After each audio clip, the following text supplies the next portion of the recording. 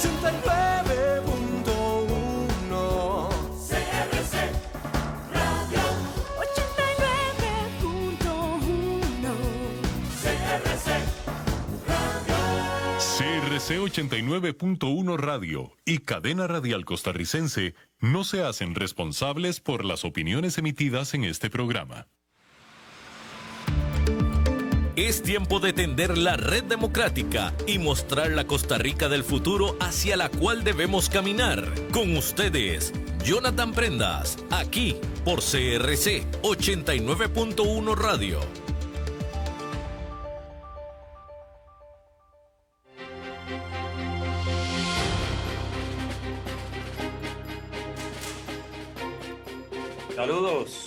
Saludos y muy buenos días tengan todos ustedes, donde quiera que se encuentren, a lo largo y ancho de Costa Rica, la 89.1 frecuencia modulada y también por plataformas digitales en @CRC 89.1 Radio, @Jonathan Prendas, @Red Democrática, siempre difundiendo de manera simultánea los mensajes que generamos, ya 677 programas con el del día de hoy, generando siempre incidencia, siempre conciencia, siempre co-creando para poder tomar las mejores decisiones y a partir de ahí hacer de este un mejor país para vivir, por supuesto, pero también para heredarle a nuestros hijos y nietos, que es lo más responsable que podemos hacer para poder hacer patria, para poder hacer de este un lugar de verdadero bienestar. Gracias a don Chava, gracias a don Andrés Quintana, que nos da la posibilidad de estar siempre al aire en este programa de 10 a 11 de la mañana y hoy particularmente con un tema que genera mucha reflexión, mucho debate en redes sociales, pero que es en Red Democrática una intención superar esa reflexión, superar ese trago amargo de las noticias y generar ideas, generar propuestas, generar acciones que nos puedan llevar a comprender qué está pasando y a saber qué hacer como familias, como centros educativos, como entornos sociales, para poder hacer de este un mejor lugar para vivir. Y qué mejor que hacerlo con los amigos criminólogos que siempre están dispuestos a explicar con la forma más sencilla que ellos siempre saben hacer qué está pasando en el país. Para eso tenemos a don Alejandro Arias Ángulo, docente y encargado de la Unidad para la Prevención y Análisis Criminológico, UPAC, de la Escuela de Criminología de Ulicori. Es licenciado en criminología, una persona con gran conocimiento en el tema. Y hoy vamos a hablar de 3 casos que sucedieron la semana pasada. Uno devastador, uno sumamente grotesco, feo, doloroso, que sucedió allá en las tierras de Guanacaste, en Liberia, cuando un joven apuñaló a otro simplemente en vía pública. Salían del colegio, parece que eran hasta amigos. Uno, el que falleció, parece que hasta se había cambiado de horario para estar con él, porque eran amigos, y termina pasando este desenlace fatal.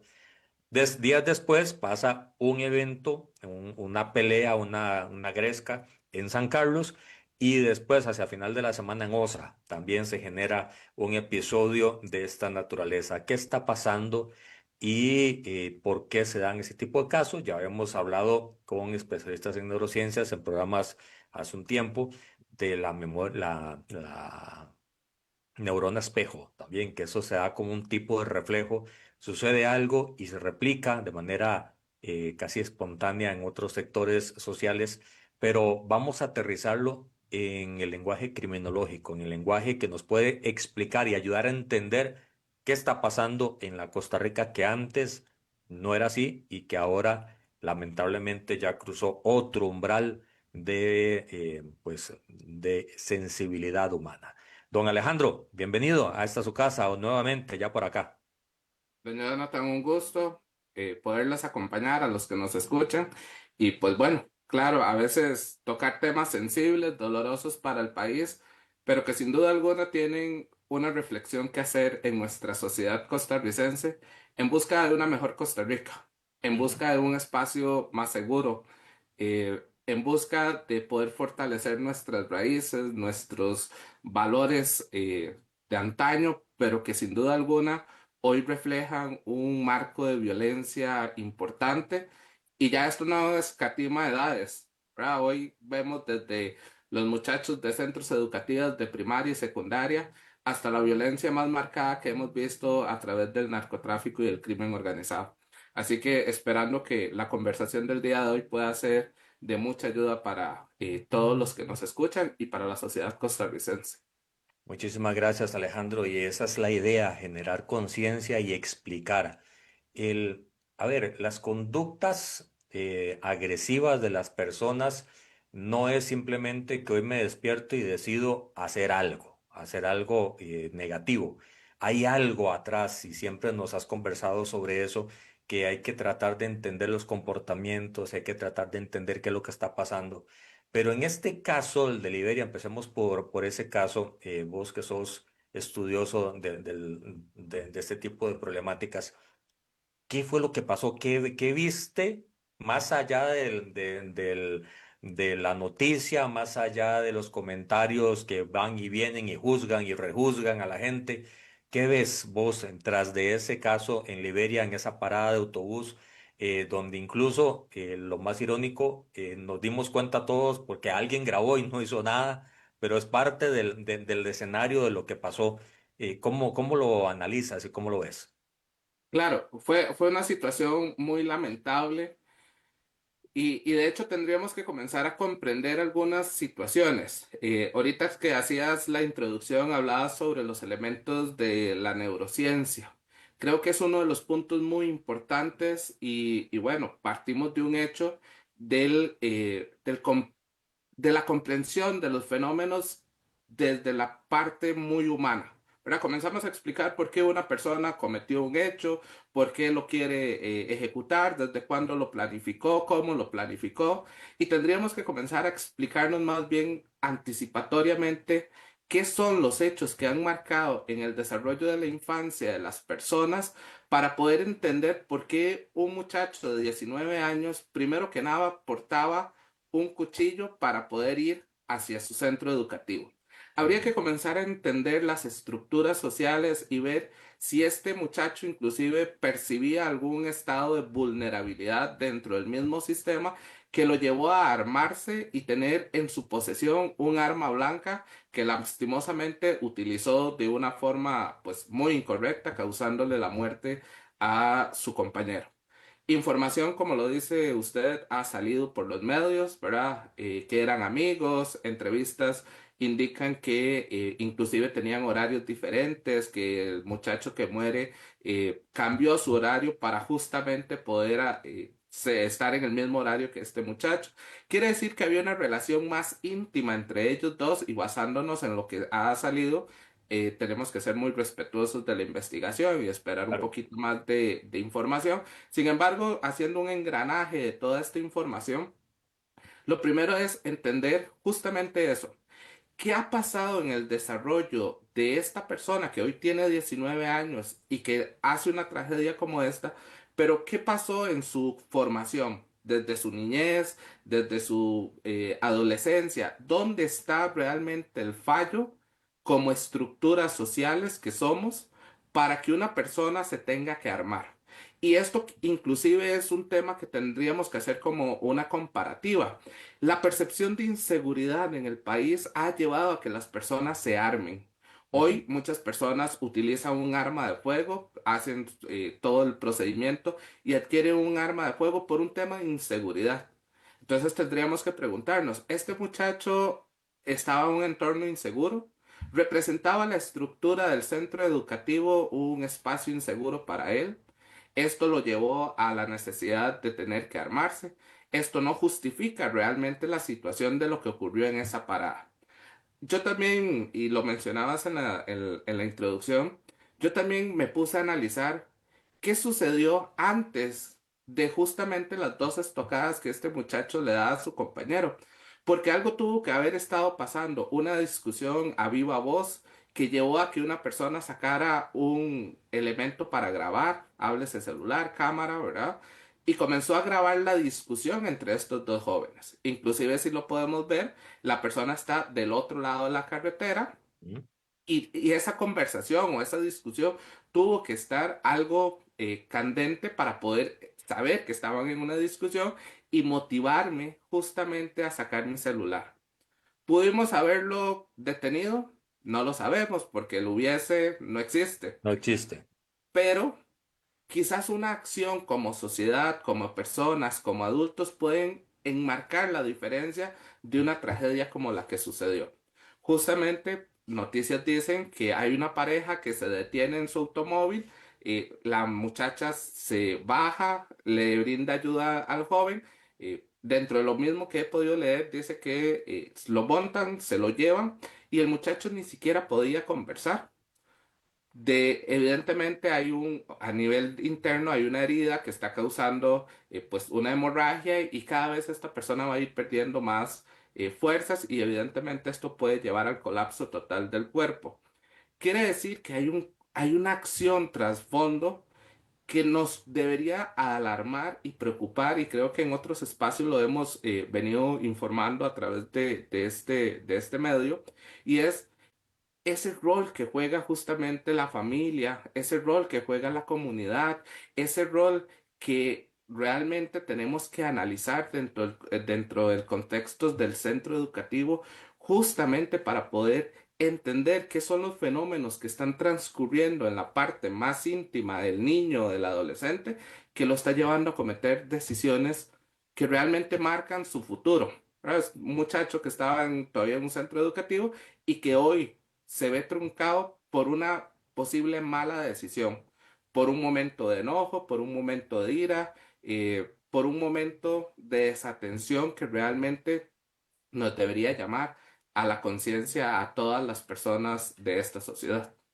Alejandro, de lo que estás expresando y estás describiendo con sumo detalle de lo que pasó, hay dos preguntas que se me vienen a la mente. Una, estamos normalizando como sociedad el que esto ya pueda darse. Y cuando digo normalizando es que cruzando también otro tema, ayer se da amenaza de bomba en la Municipalidad de Cartago y en la Basílica. La gente lo ve y todo sigue.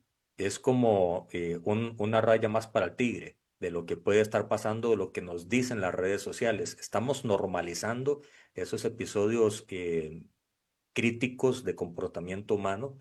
Y número dos, el, ¿cuál hubiese sido el ideal de acción sin juzgar a quien grabó en Liberia, sin juzgar a quien grabó en San Carlos, sin juzgar a quien grabó en ninguno de los episodios, porque hay que estar ahí para poder saber qué sucedió?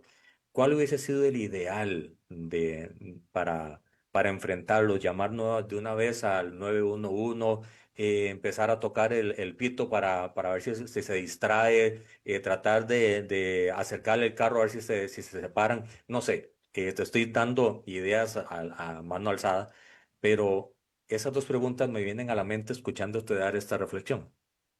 Claro, sí, sí hemos llegado a un momento muy alto donde el amarillismo es uno de los puntos más exóticos para la persona.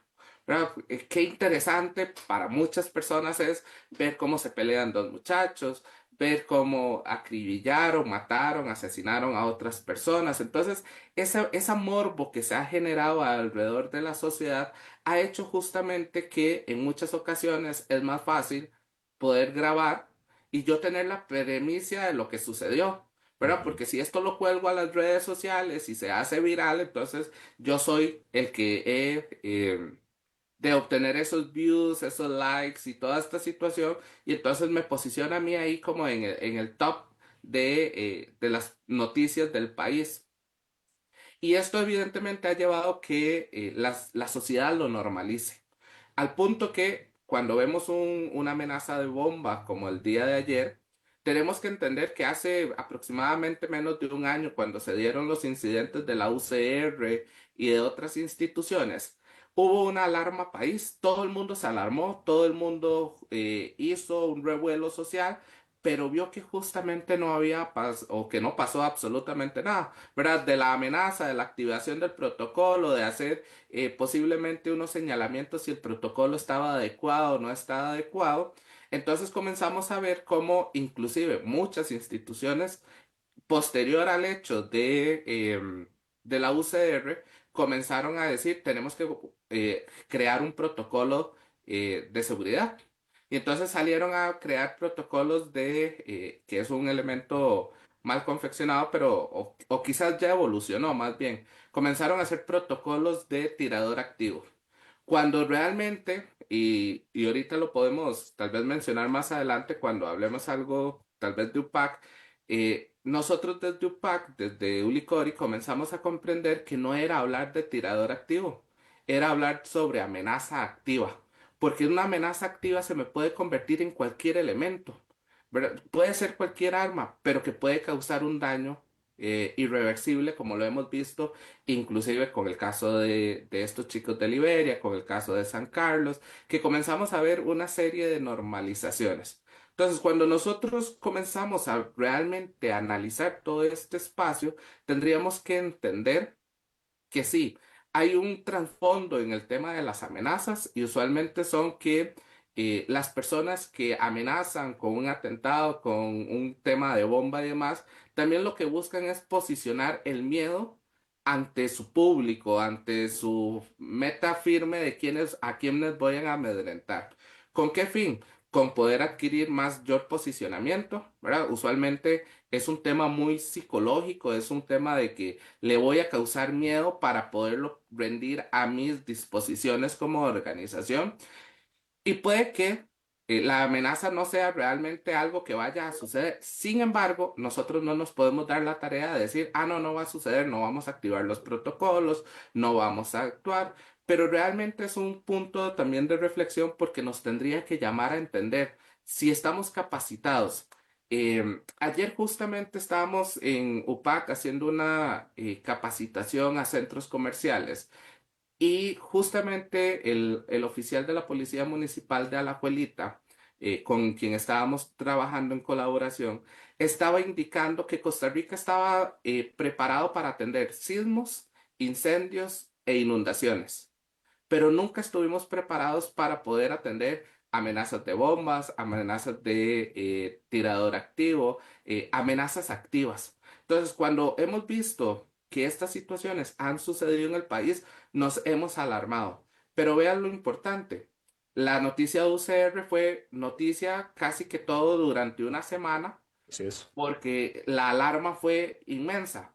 Pero lo que pasó ayer en Cartago realmente no ha tenido el impacto grande en redes sociales para que la gente lo replique. Quiere decir que la gente normalizó y posiblemente dijo, no, no va a pasar más de una amenaza. Qué dicha que no puede, que no pasa más de una amenaza, porque qué lamentable sería que ahora tendríamos estar como sociedad en un luto porque pasó una situación desgarradora a esa dimensión, pero que realmente tenemos que entender que como sociedad no nos hemos capacitado lo suficiente para atender. ¿Qué pasa? La pregunta sería para nosotros, la sociedad. ¿Estamos listos para atender nosotros una emergencia de esas? ¿Sabemos qué hacer? Tenemos que correr, tenemos que escapar, tenemos que escondernos, tenemos que enfrentarnos a la persona, que son posiblemente algunas de las situaciones que muchos escuchan, pero no estamos como sociedad capacitados para atender si somos blanco de un ataque y yo estoy dentro de la situación que podría ser yo una víctima colateral del hecho. Y esto es lo mismo que ha pasado con estas manifestaciones de violencia. Pero, con la segunda pregunta, ¿qué podríamos hacer? Y sin un ánimo de juzgar, etiquetar a la persona, porque en Claro. efecto, reacciones de reacciones existen. El miedo, el nerviosismo pueden suceder. Los mismos estudios hablan que en muchas ocasiones, y es algo que me gusta mucho desde esta parte de UPAC, porque nos hemos ido centrando en hacer estudios poco relacionados en el país para entender cómo funciona el comportamiento humano, ¿verdad? Y podríamos entender que en muchas ocasiones, ejemplo, hay un sentido de protección a nivel psique, ¿verdad? Y esto lo explica la neurociencia y demás, que inclusive las personas en un momento de estrés, en un momento de gritos, puede comenzar a crear un ambiente protector, ¿verdad? Y eso suele pasar en la psique del niño. Encuentra un elemento altamente estresante que le genera mayor tensión y genera un espacio de protección dentro. Posiblemente un grito, ¿verdad? Hacer llamar la atención de estos dos muchachos en el que se perciban que no están solos, que hay personas que los están viendo, que están prestando atención a lo que esté pasando, puede que haya existido la posibilidad de distraerlos y que justamente no hubiese ocurrido la segunda parte, ¿verdad? Que es justamente cuando el muchacho sale corriendo, se tropieza, el otro pues ya venía detrás, aprovecha el estado de indefensión que tenía el muchacho que muere y evidentemente queda en una posición donde causa pues las heridas. Pero sí, tal vez si hubiésemos gritado, no exponernos nosotros, ¿verdad? No era irnos a meter, porque también dentro de la reacción de este muchacho, del susto y demás, podemos salir lesionados nosotros, podemos haber sido los afectados, pero sí haber hecho tal vez gestos, gritos, algo que les llamara la atención a ellos para intentar apaciguar la situación. Y sin duda alguna, que siempre va a ser una recomendación viable es inmediatamente tengamos estas situaciones, llamemos al 911. Si no conocemos el número de nuestra delegación, si no conocemos el número de nuestra policía municipal, por lo menos informemos al 911 para que despachen una unidad policial, ¿verdad? De fuerza pública y que puedan llegar a atender la situación y ya a tranquilizarlos. Son las personas que podrían colaborarnos en una situación de alta tensión como esta.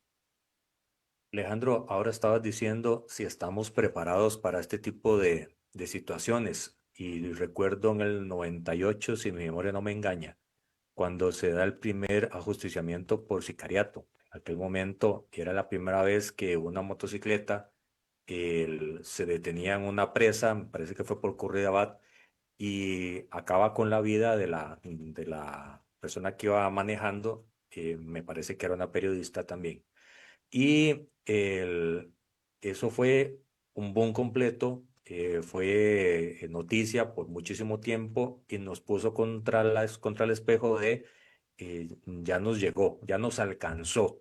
Ahora, este tipo de episodios, que en el 98 fue la primera vez y fue algo novedoso, algo lamentablemente novedoso, ahora es casi que todos los días. Pero cada cierto tiempo nos alcanza una ola diferente de agresividad social. Y para atender el comentario que estás diciendo de si estamos como sociedad lista para enfrentar, me parece que tenemos primero, y me corregirás si el orden de los factores es primero uno, después el otro, pero primero me parece que tenemos que hacer un autoanálisis social de si estamos sensibilizados al, a la pena ajena, al dolor ajeno, o si nos hemos hecho cada vez más fríos, más individualistas, porque de la pregunta uno nos va a generar qué tan complicado puede ser el alistarnos con protocolos, con conciencia de no pasarlo por alto, de no normalizar y de empezar a prepararnos en función de las cosas que pueden llegar a suceder. Por ejemplo, en Estados Unidos hay protocolos en escuelas y colegios y se hace un asalto, por ejemplo, en un condado, en una ciudad, y automáticamente se giran las alertas y los centros educativos sellan las puertas para que esta persona que acaba de robar no pueda entrar a los centros educativos a hacer más mal en esa lógica de susto y de miedo. Pero acá eso no sucede, y no sé cuándo puede empezar a suceder y qué tan listos vamos a tener que estar, si somos activos o reactivos.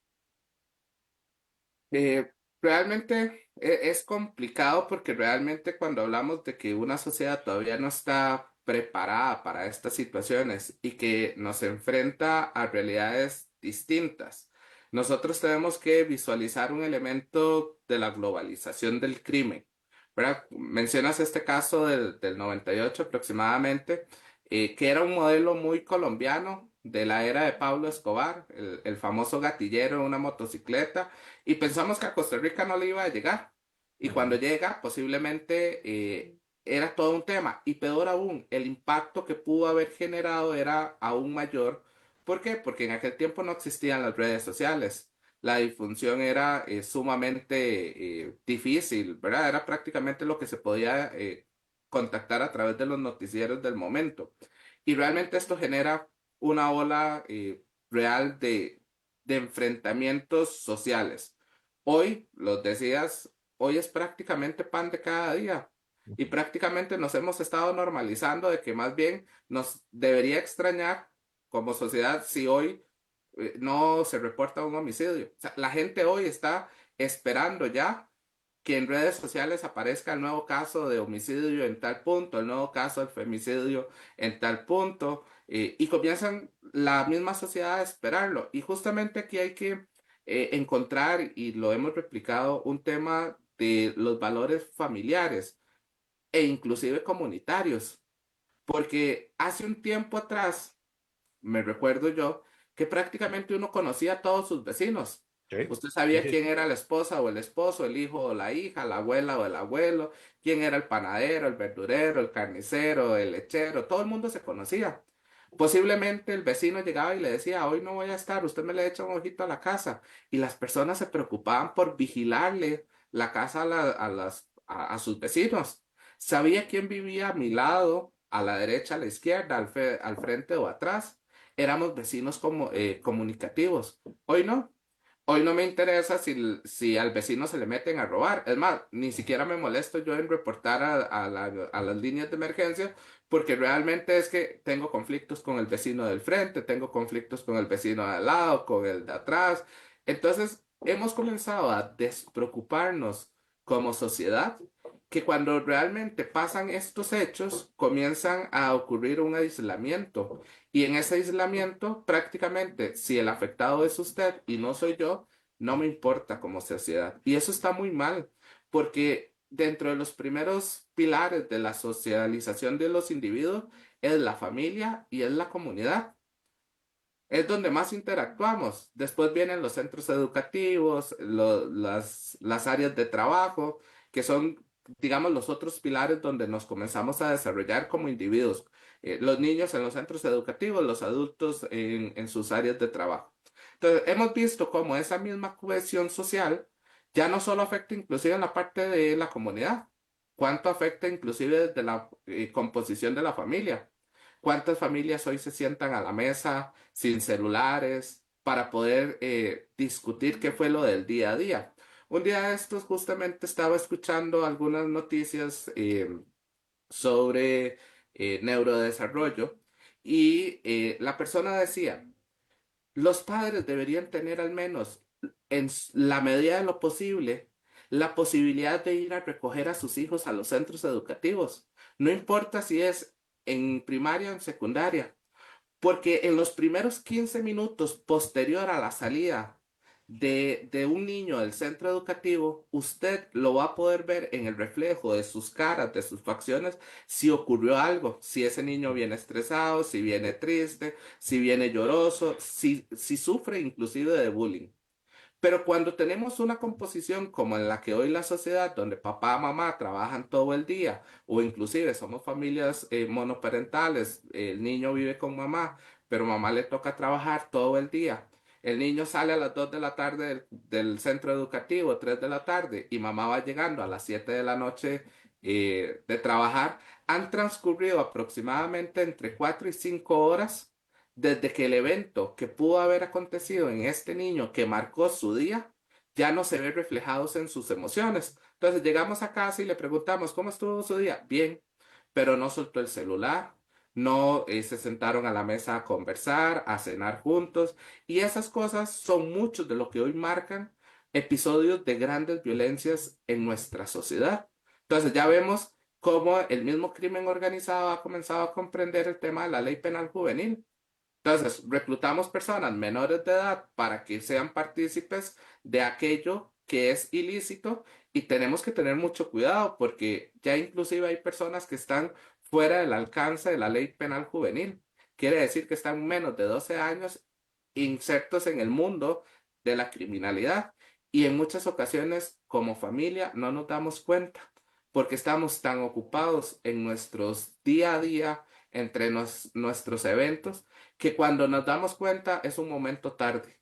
Es un momento en el que nuestro niño, adolescente, ha fallecido, ha cometido una desgracia, hoy marca su futuro, desencadena represalias para toda su vida, porque al final, pongámonos a pensar en este muchacho de Liberia, cumplirá su condena, saldrá en algún momento posible y la sociedad lo va a recordar como el asesino del colegial de Liberia, algo que le marcará toda su vida y posiblemente ahí es donde nosotros como sociedad hemos fallado y es justamente el llamado que tenemos que hacer a nuestros padres, a nuestros vecinos.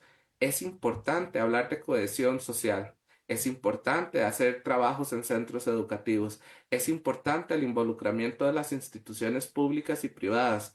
El sistema educativo no es solo las cuatro paredes del centro educativo, la profesora, el director y el niño. El sistema es todos, la comunidad, la familia, las empresas alrededor, las instituciones del Estado que están alrededor del centro educativo. Todo eso ayuda a mejorar la cohesión social y justamente a trabajar materia de prevención para el futuro. Ese rol activo, interinstitucional, social, colectivo, comunitario, el, va muy en la mano de lo que estabas diciendo, de que ya uno no conoce al vecino, incluso muro al lado.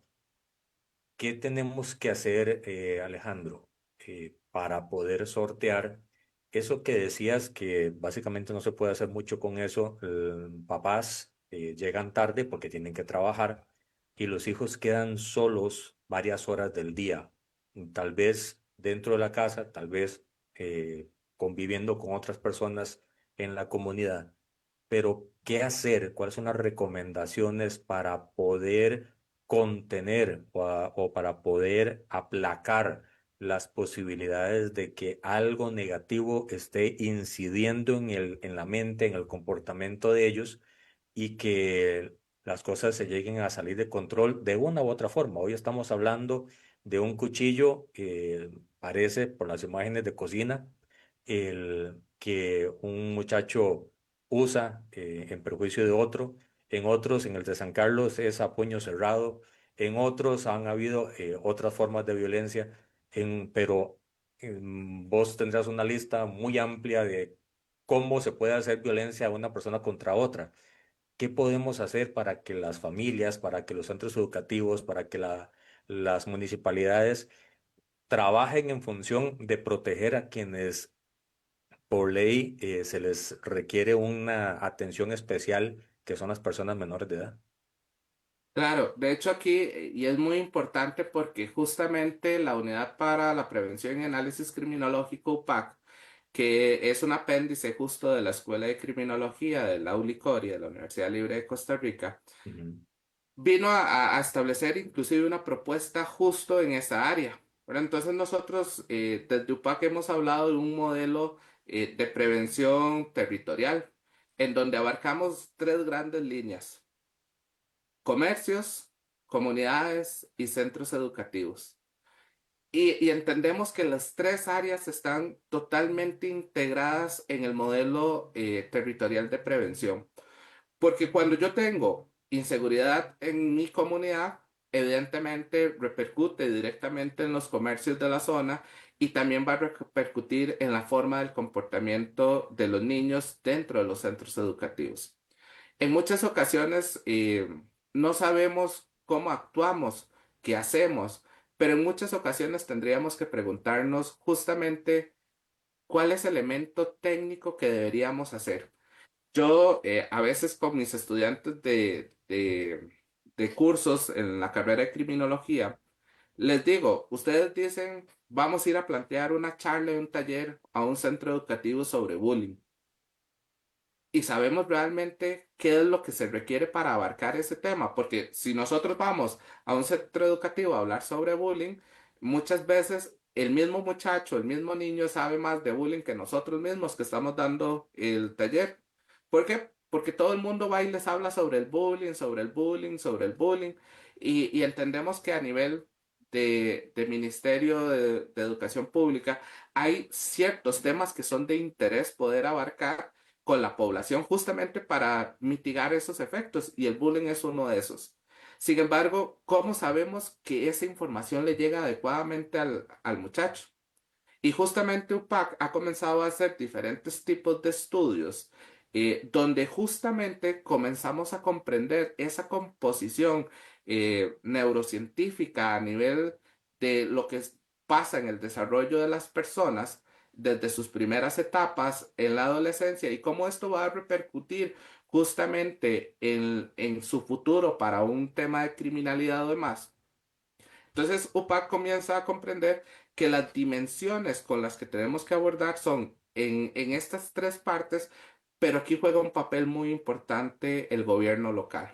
Y Ujú. justamente hemos comenzado a crear alianzas con policías municipales y gobiernos locales que justamente han creído en el proyecto de UPAC y han dicho, mira, hemos venido trabajando algunos de estos puntos, pero los hemos trabajado desarticulados. La municipalidad hace esto, la policía municipal hace este esfuerzo, las instituciones, háblese Ministerio de Salud, bomberos, fuerza pública, todas las que pueden estar dentro del cantón van haciendo poquitos engranajes entre cada uno, que eso no está mal, porque cada uno hace desde su trinchera aquello que pueden hacer. Quizás dónde está y qué es lo que cree UPAC y dónde hemos comenzado a trabajar, justamente en la articulación interinstitucional para atender desde estos tres niveles. ¿Con qué fin? Con que lo que estamos haciendo no sean acciones aisladas por instituciones, sino que sea un engranaje entre las instituciones, el gobierno local y en esta coordinación con UPAC para poder hacer más efectivas aquellas situaciones. Hemos entendido que ir a trabajar centros educativos, yo puedo hacer toda una serie de actividades científicas que me permitan reducir los riesgos potenciales que hay en la población estudiantil y más bien promocionar aquellos espacios o aquellos factores que son protectores que me podrían ayudar a inhibir las situaciones que suceden en nuestros estudiantes. Pero hemos quizás olvidado que hay personas que están dentro del sistema educativo formalmente, pero hay otras personas que han abandonado el centro educativo y que Así hoy es. están partícipes de la comunidad y siguen siendo personas menores de edad a las cuales tenemos que alcanzar. Entonces, con los gobiernos locales que hemos estado trabajando, justamente hemos entendido que trabajar la acción comunitaria habla de una cohesión social comunitaria, habla justamente de esa relación de poder atender a aquellos que no están dentro del sistema educativo, pero que están de alguna forma dentro de nuestra estructura cantonal comunitaria. Y eso me permite entonces, en una acción articulada con las instituciones locales y el gobierno local, poder atender realmente los fenómenos desde una perspectiva criminológica científica que estén orientadas las acciones correctas para poder alcanzar a aquella población que hoy se encuentra en un estado de vulnerabilidad. Porque antes de etiquetar, antes de juzgar, antes de señalar a una persona y decirle usted es el delincuente y demás, tenemos que entender que al final esa persona que hoy me cometió un delito es una persona que dejó de percibir en su niñez y en su adolescencia algo. La estructura social no funcionó, la estructura del Estado no ha funcionado. Y recuerden que cuando hablamos de Estado estamos hablando no solo del gobierno central, somos nosotros, la sociedad, partícipes también del desarrollo estatal.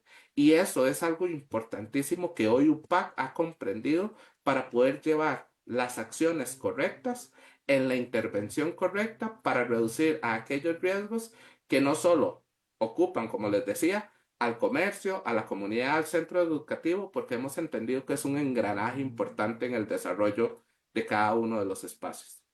De hecho, Alejandro, UPAC, en lo que estás desarrollando en las ideas, él ve algo más allá de lo que en realidad está sucediendo en la institucionalidad como tal, porque decías, el MEP tiene sus protocolos, pero esos protocolos no es señalar al MEP como un culpable, es la necesidad de trascender lo ordinario para llegar a lo extraordinario y así empezar a resolver de verdad un problema.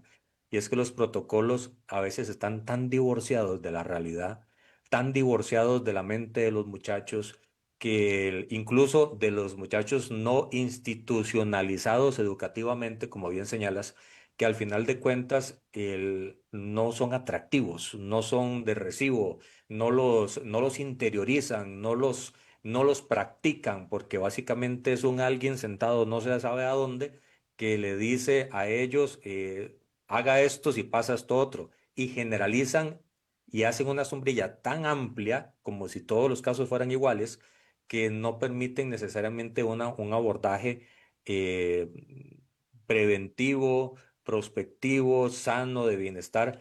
Y me parece que la tropicalización del estudio en función de lo que ustedes están planteando, como Licoria, como PAC, es vital para poder bajar al nivel geográfico mínimo, que es la circunscripción cantonal, el desarrollo de lo que está pasando, porque es diferente el bullying en San Pablo de Heredia a en Aguasarcas de San Carlos.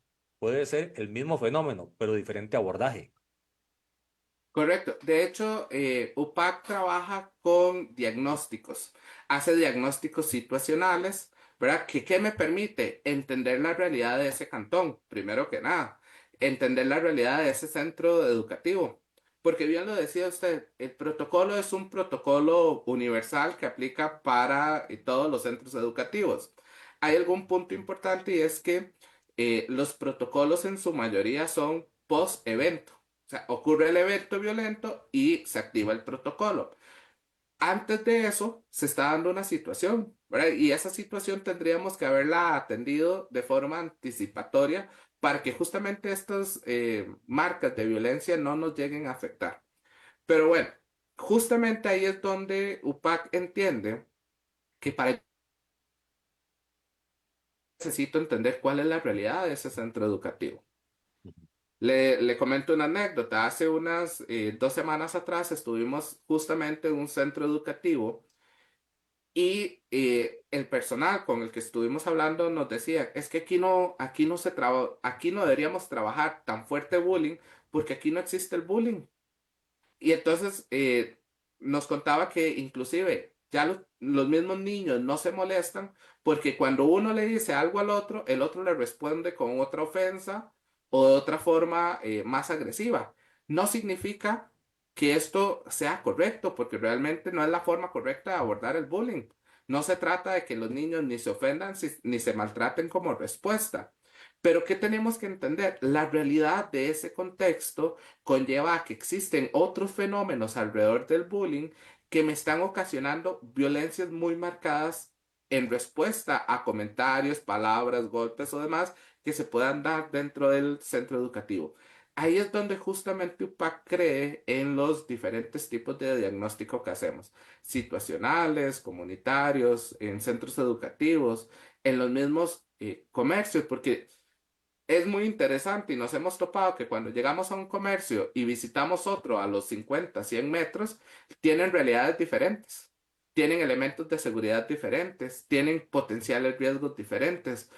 Pero si nosotros tropicalizamos que todo sea exactamente igual, quedamos en un punto donde realmente tal vez la medida que estamos aplicando no es la correcta o la efectiva.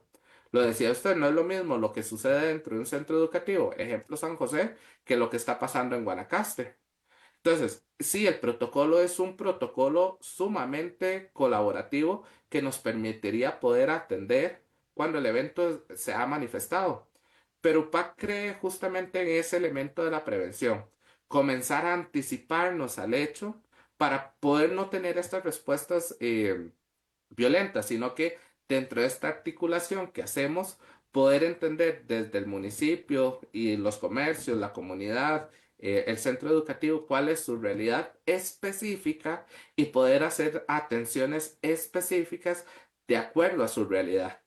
Y con esto poderle dar una respuesta al fenómeno de una forma integral, pero precisa para su centro educativo, para su comercio o para su comunidad.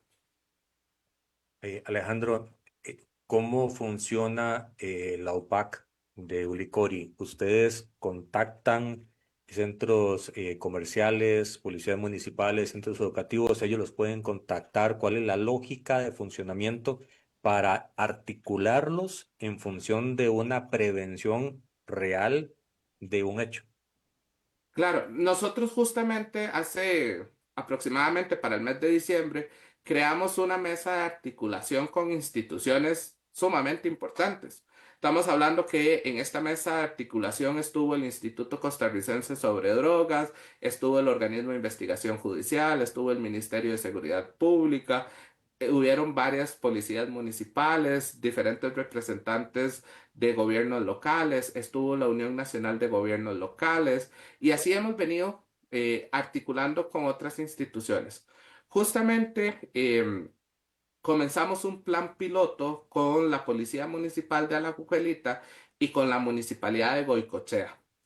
Son temas que se abordan dentro del marco comunidad, comercio y centros educativos, pero con sus realidades específicas. En Alajuelita con su realidad y con Goicoechea con su realidad.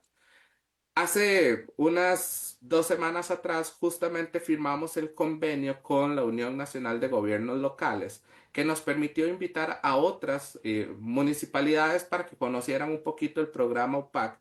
Y a partir de esa reunión hemos tenido aperturas con otras ya municipalidades que están pues interesadas y que justamente estamos sosteniendo conversaciones para poder ver de qué forma OPAC les puede colaborar. Entonces, la forma en la que nos hemos articulado es justamente eso. Cuando los gobiernos locales muestran pues ese interés, nuestro equipo, háblese de la Máster Tai Fonseca Oreña, directora de carrera, la señorita Cristel Quiroz Sanabria, coordinadora de carrera, o inclusive mi persona como el docente a cargo del programa de UPAC, entonces nos vamos, nos reunimos con el gobierno local, nos reunimos con las policías municipales, comenzamos a tener una conversación de acercamiento para ver realmente cuál es la necesidad que hoy tienen. ¿Verdad? Hay municipios que les interesa más la parte de comercios, hay otros que les interesa más la parte de centros educativos, de comunidad, pero es muy interesante porque cuando en algún municipio ha estado trabajando de forma muy específica un programa y conoce que a través de UPAC estamos trabajando en otra municipalidad, hemos logrado hacer como la alianza para decir, bueno, ustedes están trabajando muy bien comercios, vamos a trabajar con ustedes muy bien comunidad y los vamos a comenzar a integrar. ¿Por qué? Porque creemos que es un elemento integrador y justamente ahí parte el elemento de articulación. No tenemos por qué pensar en que somos mundos aislados cuando podemos dar respuestas en conjunto, con realidades en conjuntos. Porque ayer en esta capacitación que justamente estábamos haciendo con los comercios de Alajuelita, una persona me decía, es que Alajuelita tiene varias rutas de escapes. Entonces, ¿cómo le informo yo al oficial de Policía Municipal de Alajuelita hacia dónde se escapó? Entonces yo le decía, claro, es sumamente importante porque si usted le dice, vea, cogió hacia el lado de desamparados, la policía municipal de una vez se va a comunicar con los de desamparados para que les ayuden a articular por si la persona escapa hacia desamparados, hacia San José y lo demás. Entonces, esa es justamente la parte de articulación en la que hemos comenzado a trabajar y que muy satisfactoriamente hemos tenido pues esta apertura de varios municipios ya. Estamos hablando de que actualmente ya son 5 municipios, comenzaron 2 en el plan piloto, ya se nos han sumado 3 municipios más y que justamente hemos comenzado a creer en estas áreas importantes. Es más, creemos justamente en la profesionalización de los policías municipales. Hay temas que se abordan desde la parte de que el mismo policía conozca sobre políticas de gobernanza local, que el policía pueda entender cómo es esa policía de proximidad y otros temas de capacitación que justamente hemos comenzado a trabajar y a desarrollar para que la articulación municipal sea tan efectiva que ojalá podamos tener un impacto importante en nuestra sociedad y que esto les ayude a reducir los fenómenos delictivos. Entonces, nos pueden contactar. Nosotros nos sentamos, hablamos, vemos las realidades y a partir de ahí podemos establecer de qué forma UPAC les puede colaborar. Y que aquí es algo muy importante y lo ha señalado mucho la Máster Tai Fonseca, directora de carrera. A pesar de que somos una universidad privada, nuestro interés es un interés social. Cumplimos con aquel espíritu de formación con la que se creó la universidad, que es un elemento de impacto social. Entonces, no buscamos acercarnos a un municipio para obtener, es como criminólogos, como la universidad que forma gran parte de la mayoría de profesionales en criminología que salen de un centro universitario a formarse para ser criminólogos de esta sociedad, hemos querido tener ese compromiso con nuestra sociedad costarricense de decirles, aquí está el criminólogo, esto hace un criminólogo, quitar el paradigma de que perseguimos delincuentes y levantamos cuerpos y decirles, nuestros criminólogos están en respuesta a atender aquellos fenómenos sociales que como sociedad nos están económico. Lo que sí nos interesa es poder crear a través de UPAC una Costa Rica más segura. Para finalizar en estos 2 minutos que nos quedan, Alejandro, primero agradecerte a vos, a doña Thais, de la voluntad de estar con nosotros y explicarnos qué fue lo que sucedió, cómo entender adecuadamente lo que sucedió la semana pasada, ver que es equivocado normalizar, ver que es equivocado mantener una solución normal a un problema extraordinario y ver lo que ustedes están haciendo. Y la reflexión final que te quiero pedir es, ¿qué tan divorciado está el ideal de prevención en las comunidades de la realidad de lo que está pasando? Estamos en un divorcio del ideal al hecho real. Es un divorcio que nos puede llevar muchos años resolver y enmendar, o no está tan perdido la causa de la prevención y el bienestar de la sociedad. Desde un punto me parece que la sociedad sí se ha divorciado del elemento prevención porque todavía no comprende qué es la prevención. Hay otro punto y es que en muchas ocasiones los profesionales de las ciencias sociales, y hablo de todas las ciencias sociales que tenemos una responsabilidad justa de atender a nuestra sociedad, hemos dejado de explicarle a la sociedad cuál es nuestra función principal. Hemos dejado como ciencias sociales de hacerles ver por qué nosotros somos científicos sociales, por qué nosotros como ciencias sociales estamos ahí para poder ayudar en el colectivo, para poder ayudar en esa cohesión. Y justamente aquí tenemos que comprender que muchas veces la comunidad o los espacios sociales no son los que tienen que entender o querer descifrar qué somos como ciencias sociales. Somos nosotros las ciencias sociales, y aquí no me limito a la criminología, hablo de todas las ciencias sociales, somos nosotros los que tenemos que hacerles ver a nuestra sociedad por qué nosotros nos hemos especializado como científicos para poderles ayudar a mejorar sus espacios de interacción social. Entonces, realmente, si nosotros como ciencias nos uniéramos y cada vez participáramos más de forma activa, podríamos crear una cohesión social que justamente prevenga la situación. Cuando abordemos familias de forma correcta y les veamos ver cuál es su rol en la formación de un niño, cuál es el impacto que tienen sus decisiones como adultos en la formación de ese niño y cómo eso va a impactar en su futuro para que sea un potencial riesgo ante la sociedad o no, o que sea inclusive una persona de bien en la sociedad que justamente nos represente en nuestros valores sociales. Ahí, a partir de ahí, podemos hablar de una disminución en nuestras tasas de índices de criminalidad en el país. Entonces, mi reflexión más allá hacia la sociedad es una reflexión que iría más allá a las ciencias sociales.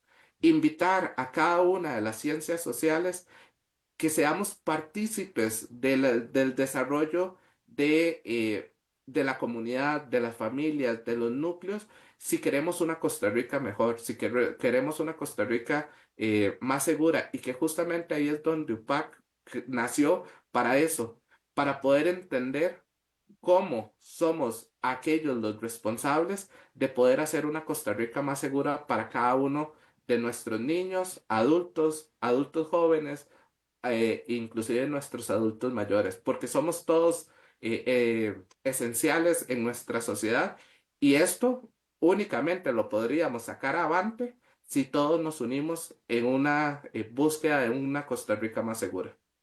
Muchísimas gracias, Alejandro Arias, encargado de la unidad UPAC de la ULICORI, el grupo de criminólogos que están trabajando con comercios, con municipalidades, con centros educativos para poder hacer de este un mejor lugar para vivir. Gracias, Alejandro, por el acompañamiento el día de hoy. Para servirles, muchas gracias por la invitación. Y gracias a todos ustedes. Mañana Voces del Mundo con Jorge Padilla. Vamos a tener un invitado muy especial. Se los recomendamos que no se lo pierdan. Hasta mañana, si Dios así lo permite.